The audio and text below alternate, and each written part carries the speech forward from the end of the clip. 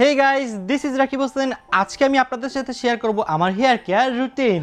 Alright, this is my favourite product Tasa and Toya hair oil.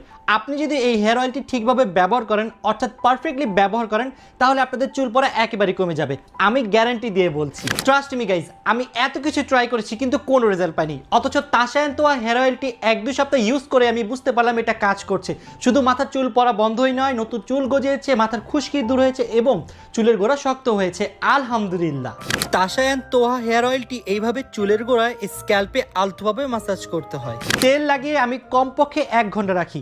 মাঝে মাঝে ঘুমানোর আগে লাগিয়ে ঘুমিয়ে পড়ি, সকালবেলা ঘুম থেকে উঠে মাথা ওয়াশ করে ফেলি। আর হ্যাঁ, 1 ঘন্টা মাথায় তেল রাখলে অনেক সময় মুখেও তেল চলে আসে, তখন আমি ব্যবহার করি তাসা এন্ড তোয়ার স্যাফরন গট মিল্ক সোপ। এই সাবানটা মুখে দিলে বুঝবেন এটা শুধু পরিষ্কার না, ইনস্ট্যান্ট করে ত্বকটা একদম ফ্রেশ আর নরম।